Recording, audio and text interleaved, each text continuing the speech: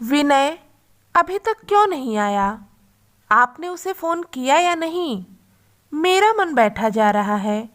मुझे बेचैनी सी हो रही है। सुनंदा जी सिसकते हुए बोली। हाँ, बस आ रहा है। तुम धैर्य रखो। इतनी दूर से आएगा तो समय लगेगा ही ना। ऐसा तो नहीं है कि बस में बैठा और 2 घंटे में पहुंच गया। तसल्ली रखो। और धीरज जी ने अपनी पत्नी को झूठी तसल्ली के साथ साथ दवाई भी दे दी, जिससे वह गहरी नींद में सो गईं। बाबूजी, मम्मी तो सो गईं। कम से कम आप तो खाना खा लीजिए। मम्मी की देखभाल करने के लिए आपको स्वस्थ रहना बहुत ज़रूरी है। रसोई से बाहर आकर आरती ने खाने की थाली धीरज जी के सामने रख दी।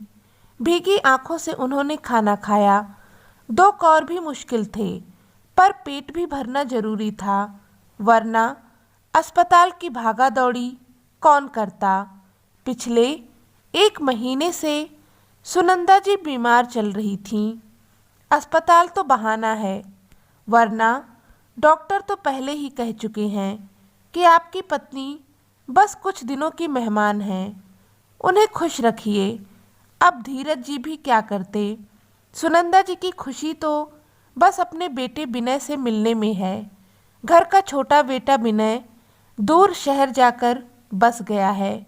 उसके परिवार में पत्नी अर्चना और 2 बेटे हैं, जो यहाँ कम ही आते हैं। लेकिन जब भी वह आते हैं तो अर्चना बच्चों को लेकर मायके चली जाती है और विनय भी 2 दिन यहाँ रुकता है, फिर ससुराल चला जाता है। अपने बड़े बेटे सोमेश को खोने के बाद सुनंदा जी ज़्यादातर बीमार रहने लगी थीं। सुनंदा जी का बड़ा बेटा सोमेश एक सड़क दुर्घटना में मारा गया था। उसी की पत्नी आरती अपने सास ससुर के पास रहती है और बड़े मन से सेवा करती है। आरती की एक बेटी है जो अभी स्कूल में पढ़ रही है। उनको कुछ महीने पहले ही पता लगा था कि सुनंदा जी को दिल की बीमारी है जो लाइलाज है। फिर भी उन्होंने इलाज करवाया, पर वह अब जगह जगह इलाज करवाकर थक गए थे। अब वह अपनी पत्नी को घर पर रखते हैं और उनकी सेवा करते हैं। आरती भी अपनी सास की दिल से सेवा करती है। आरती की बेटी सीधे स्कूल से आकर दादी के पास रुकती, उनसे बहुत सारी बातें करती, कहानियाँ सुनती और उसी की वजह से सुनंदा जी का मन बहल जाता था। सोमेश एक सामान्य सी नौकरी करता था। आय ज़्यादा नहीं थी, पर फिर भी घर का खर्चा चल जाता था, क्योंकि धीरज जी की पेंशन से सहारा मिल जाता था। छोटे भाई की पत्नी अर्चना को अपने पति की कमाई पर बड़ा घमंड था। वह अपने जेठ जेठानी की जरा भी इज्जत नहीं करती थी और जब भी ससुराल आती तो हुक्म चलाती। रसोई में पैर भी नहीं रखती थी। वह घर खर्चे में 1 रुपए भी नहीं देती थी और ना ही सास के इलाज के खर्चे से उसे कोई लेना देना था। वहीं आरती धैर्य रखने वाली बहू थी और कम पैसे में भी गुजारा कर लेती थी। वह सास ससुर को अपने माता पिता के समान समझती थी। जब सोमेश की मौत हुई तो मायके वालों ने साथ चलने की जिद की, पर उसे पता था वहाँ उसकी 2 भाभियाँ हैं जो उसका जीवन नरक कर देंगी। इसलिए वह मायके नहीं गई। यहाँ उसके सास ससुर भी अकेले थे। देवर दूर रहता था तो कभी कभी आता था और उसे अपने माता पिता की परवाह नहीं थी। मायके वालों ने सलाह दी कि आरती की बेटी को हम पाल लेंगे और आरती दूसरी शादी कर ले, पर वह इन सब के लिए तैयार नहीं थी। वह अपनी बेटी को मायके नहीं छोड़ना चाहती थी और ना ही चाहती थी कि उसकी बेटी दादी दादा से दूर रहे। चारों ने मिलकर अपना परिवार फिर से बना लिया और वह खुश रहने लगे। पर सुनंदा जी की बीमारी ने सबको तोड़ कर रख दिया था। आरती ज़्यादा पढ़ी लिखी भी नहीं थी, इसलिए कहीं नौकरी ना कर सकी। पर धीरज जी अपनी पत्नी, बहू और पोती की अच्छे से देखभाल कर रहे थे। विनय को कई बार मैसेज कर दिया, बीमारी की सूचना भी दे दी, पर वह नहीं आया। अर्चना ने विनय को आने नहीं दिया। उसका कहना था कि इतनी दूर से आने का किराया बहुत लगता है, तो तबीयत पूछने के लिए क्या जाना, जब मम्मी जी नहीं रहेंगी तब चले जाना, तब भी तो जाना जरूरी होगा। विनय के दिमाग में यह बात बैठ गई और वह अपनी मम्मी के जाने का इंतजार करने लगा। पर उसे यह बात समझ नहीं आ रही थी कि उसकी मम्मी के प्राण उसमें ही अटके हुए हैं। वह उससे मिलना चाहती हैं। उनकी आंखें अपने बेटे को देखने के लिए तरस रही हैं। बच्चे बड़े हो जाते हैं, बाहर कमाने निकल जाते हैं, फिर उनकी भावनाएं भी मर जाती हैं। माता पिता से ज़्यादा उनके लिए अपना समय और पैसा जरूरी हो जाता है। बस यही हाल विनय का था और वह रोज सुनंदा जी से ना मिलने का कोई ना कोई बहाना बना ही रहा था। अपने बेटे विनय को सुनंदा जी रोज याद करती थीं, पर धीरज जी उनसे झूठ बोल देते थे। एक सुबह आरती जब अपनी सास के कमरे में गई तो देखा वह गहरी नींद में थीं। धीरज जी ने बाहर से आकर जगाया तो वह हिली भी नहीं। डॉक्टर ने उन्हें मृत घोषित कर दिया। एक माँ अपने बेटे का इंतजार करते करते चली ही गई। आरती का रो रो कर बुरा हाल था। उसे अपनी सास से, माँ से भी बढ़कर प्यार मिला था। धीरज जी बड़े दुखी थे। उन्होंने अपने बेटे विनय को भी सूचना नहीं दी थी। रिश्तेदारों में से एक ने विनय को फ़ोन कर दिया तो विनय परिवार सहित दौड़ा चला आया। सुनंदा जी की मृतदेह रखी हुई थी। सारे क्रियाकांड करने थे। पंडित जी ने आवाज़ लगाई कि बड़ा बेटा आगे आ जाए। यह सुनकर धीरज जी और आरती रोने लगे, क्योंकि बड़ा बेटा तो कब का संसार छोड़कर जा चुका था। पंडित जी ने छोटे बेटे से कहा तो विनय ने आगे कदम बढ़ाया, लेकिन धीरज जी ने रोक दिया। हमारा कोई छोटा बेटा नहीं है। अपनी पत्नी के सारे क्रियाकर्म मैं ही करूँगा। यह सुनकर विनय को झटका सा लगा। वह गुस्से से बोला, पापा ऐसे कैसे कह सकते हैं? मम्मी के सारे क्रियाकर्म मुझे करने दीजिए। मैं उनका छोटा बेटा हूँ। विनय, तूने अपने सभी हक खो दिए हैं। जो बेटा माँ के जीते जी मिलने नहीं आया, वह उसके जाने के बाद सारे क्रियाकर्म करके क्या जताना चाहता है? तेरी मम्मी तेरे लिए तरसती रह गई, तू नहीं आया। उसकी आत्मा को कभी शांति नहीं मिलेगी। सोमेश के जाने का बहुत बड़ा गम उसके दिल में था।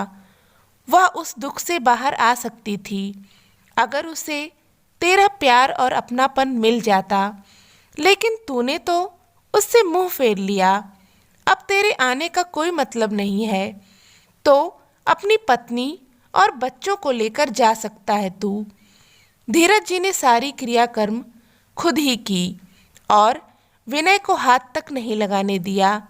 विनय और उसकी पत्नी वहीं पर रहे, क्योंकि रिश्तेदारों का उन पर दबाव था। 15 दिनों के बाद धीरज जी ने सब रिश्तेदारों से कहा कि मैं आप सबके सामने जीते जी अपनी जायदाद का भी बंटवारा करना चाहता हूँ, ताकि आप सब इस बात के साक्षी रहें कि मैंने किसी के साथ अन्याय नहीं किया।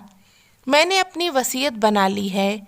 मेरे इस दुनिया से जाने के बाद यह घर, गांव की ज़मीन, सुनंदा के सारे जेवर मैं अपनी बहू आरती और पोती के नाम करता हूँ। पापा, आप यह अन्याय नहीं कर सकते हैं। बेटे के रहते हुए बहू और पोती के नाम अपनी जायदाद कैसे कर सकते हैं? आपका एक बेटा नहीं है, पर दूसरा भी जिंदा है। आपकी जायदाद पर सिर्फ मेरा हक है। अब भैया तो रहे नहीं, तो भाभी भी हकदार नहीं है। इन्हें इनके मायके भेज दीजिए। विनय की पत्नी ने भी हामी भरते हुए कहा, पापा जी, आपके दो दो पोते हैं, फिर आप जायदाद अपनी पोती के नाम कैसे कर सकते हैं? यह तो बिल्कुल भी ठीक नहीं है। लगता है भाभी ने कोई काला जादू करके सारी जायदाद अपने नाम करवा ली है। मेरे पति और बच्चों के बारे में सोचा भी नहीं। इतने बड़े शहर में हम किराए के मकान में रहते हैं।